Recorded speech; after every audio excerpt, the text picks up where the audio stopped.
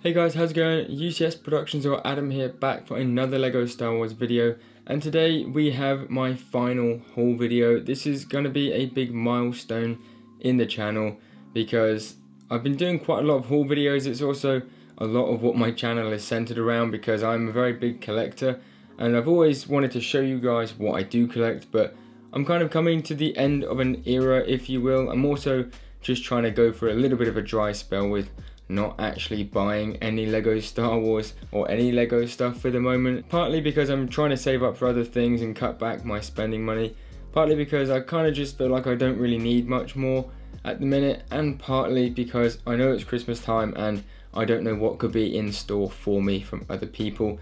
So this will be the final video of hauls from UCS Productions for quite some time, and then we are going to be focusing more on mocks and mock reviews, and who knows, I may even start a build series or something of that nature. So today guys, I did want to go out with a bang. So we have a few incredible sets to show you that I picked up, and we have some other little hauls along the way. Before we jump into the video, please feel free to check out the rest of the channel if you are not already, and consider hitting that big red button and turning that notification bell on so you don't miss any up and coming videos. Without further ado, let's get straight into it. So first up, to start off with something small, we have a little poly bag here. This is from one of the most recent months of the LEGO Star Wars comic books that we get in the UK, and you get a little build or a minifigure each month, and this is a limited edition A-Wing. So nothing too much, but these are great just for little keepsakes, or you can build it for a bit of fun, like the LEGO Star Wars Advent Calendar. Some of them have really good pieces for putting into your LEGO parts collection. When I was in London with my partner, we did stop off at the LEGO store, and obviously I went to the pad wall as you do, and there are actually tons of different LEGO elements and parts that I was interested in. I actually ended up getting 4 pick-a-brick cups, of which now I have sorted through, but to make life easier for me and you, I have put together a parts list of one of every type of element that I actually got while I was there. I thought this would be so much easier than just like tipping out all the parts and showing you, so feel free to pause here for a second. But we got a fantastic variety of elements here, lots of them which are actually quite expensive to get on the second-hand market, especially in new condition. So I feel like I did pretty well here, and some of these are going to be really useful, and some of them are just for maybe future things that I haven't quite decided yet. I also did get the 8x8 light bluish grey plates. This is just a whole stack of them. These are just going to be really helpful. Plates are always helpful as it is, and to be honest, light bluish grey is even better. Moving on from the pad wall, I went over to the minifigure, like build your own minifigure section, and this actually I did pretty well for. I ended up finding the dual molded white and black legs. These are fantastic for like the Admiral Thrawn minifigure, Scout Troopers, Stormtroopers, anything of that nature. Just gives you that extra level of detailing. And the reason why I have 5 of these is because they actually let me do a little deal. You're not actually meant to do this as such, but they said to me, if you want to just get 5 of the same piece, then we can let you do that, and then we'll charge you the same amount as it would cost you for a minifigure. Because when you build a minifigure, you get 5 elements to make up a minifigure. I actually think that worked out really well. I don't see why you couldn't go and ask them to do that again, but I only needed 5. I just thought I'm probably not going to use more than that. If you ever need dual molded legs, don't forget to try that trick out. Next up, we have the Mandalorian Forge set here. This is another great set. I wasn't actually sure if I was going to pick this up when it first came out because there were a few little qualms that I had with it. For example, the print on the armorer's helmet there, I just thought it looks terrible. Basically, they could have done so much better with it. It's just a shame that they felt the need to reuse that mold. Apart from that, I guess the set was okay. I think I was going to wait for it to go on sale, but I was in the shop at the time. I wanted to get myself a proper Lego set as well as some parts, and I thought this was affordable, and it's a good set, and it's like one of the only Lego Star Wars set on the shelves at the minute that I don't already own, apart from the UCS 8080, which has just come out obviously. But I think I might wait and keep this until season 3 of The Mandalorian comes out, and I'm probably going to do like a live build stream where I build this and the newest version of the Slave 1.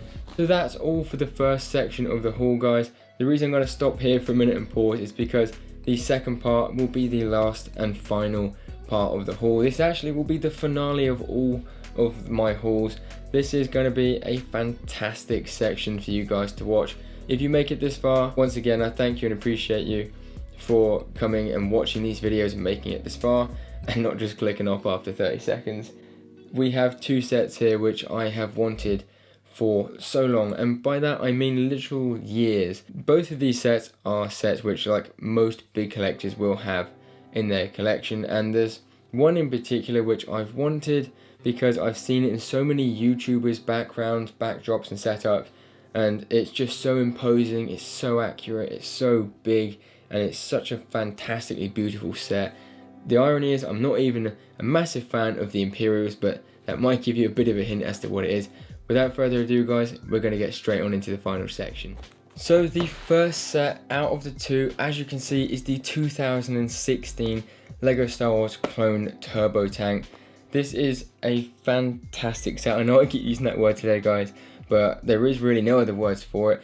It is in used condition, but it's like new. As you can see, the box alone will tell you that this set has been looked after so carefully. The guy I got it from actually reverse built it back into each numbered bags that you build it in, so when I build this next time I'm going to have that exact building experience of when the first person actually opened it and built it, which is quite incredible really. I really appreciate him for going to the lengths to do that. That is actually the guy that I've mentioned a few times on my channel by the name of That Shop, so feel free to go and check them out. I'll leave a link in the section down below to their Instagram probably. Anyway, so yeah, I got this for, I want to say about £82 for the actual box and the set, and then I did actually get the Commander Gree, Luminara Unduli and the Quinlan Boss minifigure along with this set. You guys have already seen them in a previous video and we've talked about it already. So this is the first set. I've always wanted a turbo tank in my collection as well, and as much as I love the 2010 Clone Turbo Tank, it leaves a bit to be desired, and I know this one's a bit smaller, but for the bulk of the set I think this actually is a better set. I know it's going to be a little bit controversial because I love the Clone Wars one too, but I do think this one takes the biscuit at the end of the day because it's the newest one and it just is a great set. Much more easy to fit this one into mocks as well, which is something I would really love to do with this set in the near future. And last of all guys, the famous UCS TIE Fighter.